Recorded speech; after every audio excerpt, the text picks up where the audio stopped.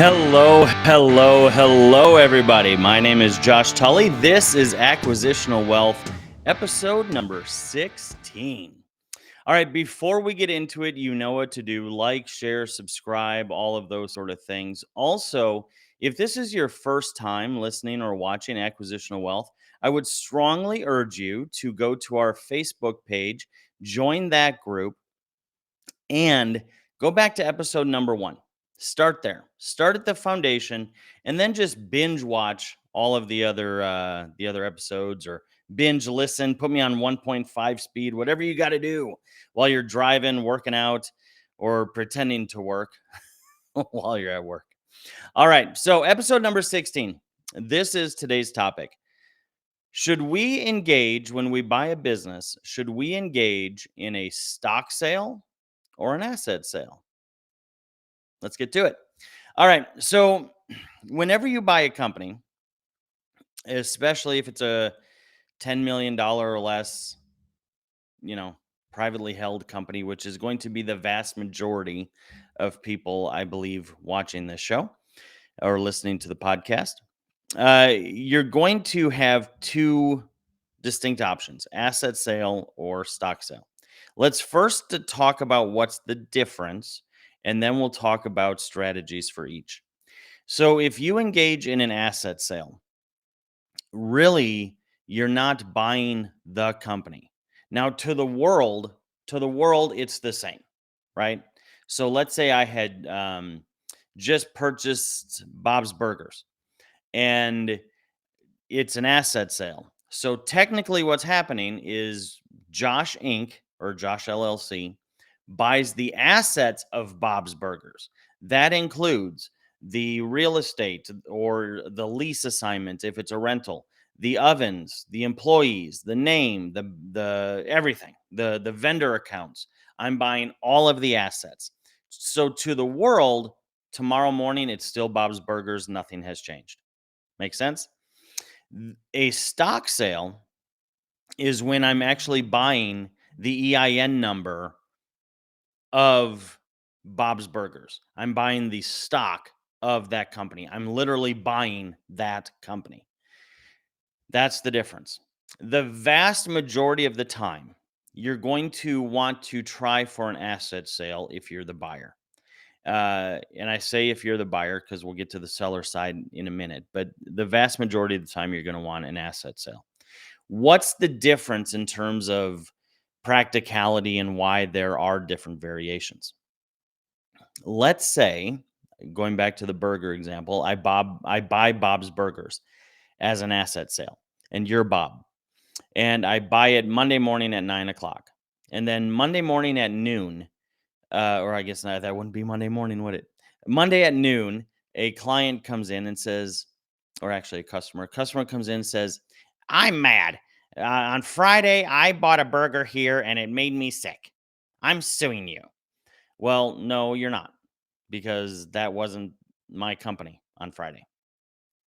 It's not even the same EIN number. It's legally not the same entity. Josh Inc. is now the business. I just bought Bob's name, different company. So who does she have to go after? Bob. Now, let's say it's a stock sale, and it's same situation. Monday at noon, I bought it Monday morning. Monday at noon, this customer comes in and says, "I ate a burger here last Friday and it made me sick." Well, who does she get to sue now? Me, because it's the same company, it's the same legal entity. Now, you might be thinking, well, wait a second, then why would anybody ever do a stock sale? Great question. And we'll get to that in a second. But before somebody posts a comment like, "Well, Josh, there's ways to protect yourself." Yep, I've been doing this for a while. There are. You can get reps and warranty insurance and other forms of indemnification. Got it. Got it. Largely irrelevant, but got it. So, with that being said, why would somebody ever do a stock sale? The first reason is typically a CPA on the seller side is suggesting a stock sale. Now, why would a CPA on the seller side suggest a stock sale? because most of them, for some reason, still think that that's the best way to save on tax liabilities um, for their client. It's not necessarily true anymore. Hasn't been for a couple years, but a lot of them still hold that line that it's a better tax advantage for their seller. Um, which again, you have to be a little cautious with CPAs. They have a tendency to fight tax liability to the detriment of overall wealth. And we'll dig into that deeper. We're going to do a whole show on that, actually. So, but just kind of be leery about that. It's kind of like the expression, oh, I would hate to win that $1 billion lottery. Can you imagine the taxes you have to pay? Um, okay. So you have to be a little leery of that. So that's one reason why it would be a stock sale. But there are some practical reasons also. Let's say there is a license involved, or a state inspection involved, or some expensive insurance involved, or something to do with medical assignments with a hospital. So for example, when I bought the birth clinic and the birthing center, we had two options: stock sale or asset sale.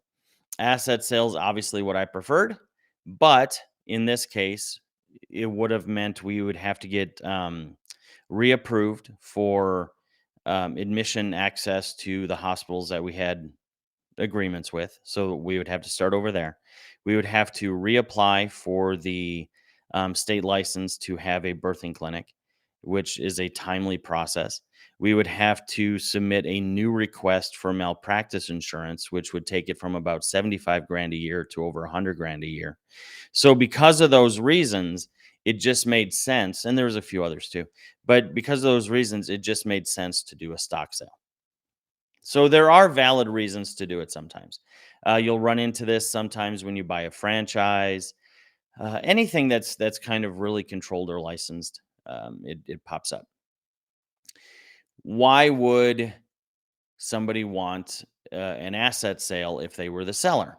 Well, because the sort of myth that oh well, it's more tax advantageous to do a stock sale doesn't really apply as much anymore. There are some great tax strategies out there that will kind of nullify that. Matter of fact, recently we had a deal that their CPA was still sort of behind the eight ball in terms of you know adequate knowledge of what's happening in today's world.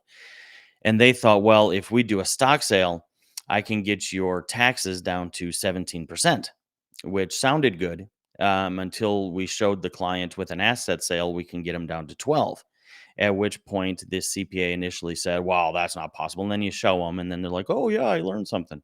And that's not to throw every CPA under the bus. It's just like any industry that's old and antiquated, and it's a big ship to turn. So um, you really want to find a CPA that's always on the cutting edge, if that makes sense. And we're not one, so it's not even like I'm like, hey, hey. Well, we're not one yet. Depending on when you watch this, I'm in the process of acquiring at least one CPA firm. For this very reason, though, because so many of them are not very astute when it comes to business transactions. So anyway, that's kind of the difference. That's the difference between an asset sale and a stock sale. And there are some other sort of considerations too, but to the world, to it's two different things. The world is never going to know the difference. You're going to know the difference.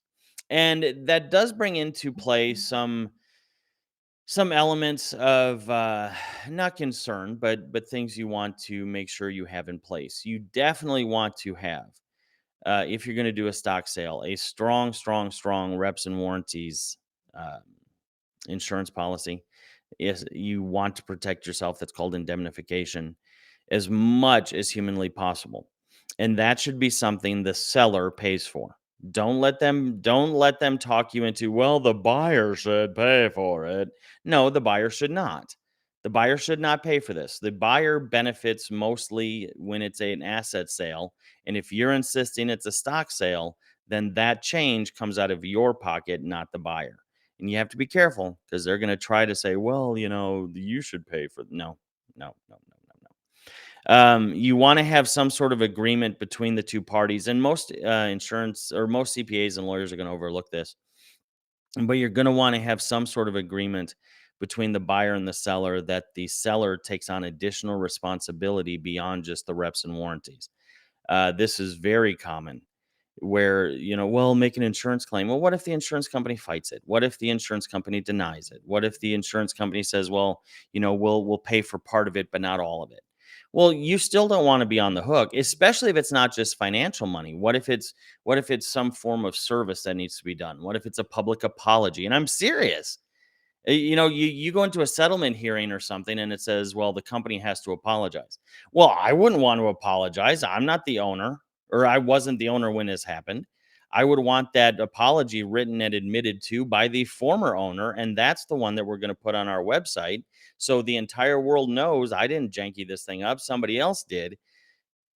And there you go. So you really have to be kind of careful with that. Most of the time, you're really going to want to push for an asset sale. It is cleaner, faster. The other thing you have to be kind of careful with, and not all attorneys do this, but there are some less than honorable attorneys that we've run into over the past years that tend to charge more if it's a stock sale. Same thing with CPAs, because there's a lot more work that might need to be done. Of course, it's case by case basis, but potentially there's a lot more work. Asset sales pretty easy. Do you agree to buy these assets? Yes. Do we have a list or a schedule of what these assets are? Yes. Do we have a price and a closing date? Yes. You give him the money, she'll give you the assets. We're done. A stock sale can get a lot more complicated. It can, doesn't always have to, but can get a lot more complicated, which means there's more billable hours for the CPA and there's more billable hours for the lawyer. So if you are making your income based on billable hours, which one are you going to push for? So it's not always the most advantageous. And what you really have to ask yourself is, changing the deal structure going to cost me the deal? CPAs and lawyers don't care. They don't care. They get paid either way. If a deal falls apart, they're still going to bill you for the billable hours. They don't care if the deal falls apart. So they're going to advocate for one way stronger than they might the other. Oh, well, I really think, even if they're like, it's going to be the same billable hours, usually not, but even if they are, you have to say, okay, but is it going to cost me the deal? This goes back to an earlier episode where we talk about the difference between price, value, and worth. Price, value, and worth. Most of the time, the CPA is going to be looking at the value. The lawyer and the bank are going to be looking at the price. And you and the other party, so if you're the buyer and the seller, are going to be looking at worth. What is it worth to the two parties that are actually paying for this and receiving the money? And it doesn't have to match. You need to remember that the lawyer's job is to, one, make sure the deal's legal. You don't want to do anything outside the bounds of legality. And two, to put on paper what the two parties have come up with. And the two parties can be either you or you and your broker, which I'm highly advocating, even if it's not us, and the same on the other side. The lawyer's job is not to craft the deal, negotiate the deal, come up with a new deal. They're not involved in that process, and too often they try to be. So their job is to keep you legal and put on paper what you come up with. The CPA's job is, depending on the scope of work you want the CPA to do, they can run financial reports on the business, tell you, estimated what the payment's going to be and what that's going to do to your net worth, or not your net worth, your net proceeds, um, and that sort of thing, and tell you the tax advantages of which direction to go. But they should not, and if your CPA has a problem with this, send them this video and send them my phone number.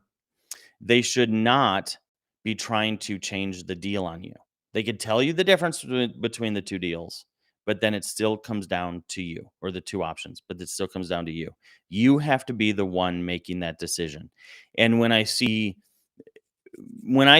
buyers who are buying their first, second, or third business get taken advantage of, it's usually by their own attorney or their own lawyer, sadly.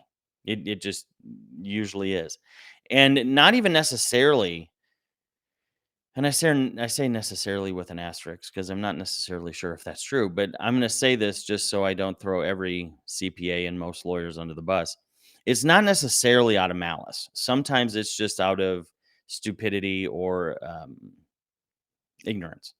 Now, a lot of times it's for billable hours and it's for them somehow feeling more powerful than a CPA should feel or something.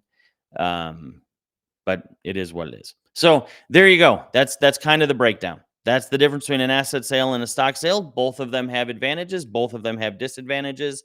We do both sorts of deals, so it's. I don't have a pony in the race. I just want to make sure that buyers and sellers, the two people who actually matter the most, have the information they need before they go into a room with a bunch of lawyers and accountants who are not necessarily the most trusted or wise sources. So there you have it. All right. Again, you know what to do. Like, share, comment, subscribe, all those sort of things. Thank you so much for listening. And I look forward to episode number 17.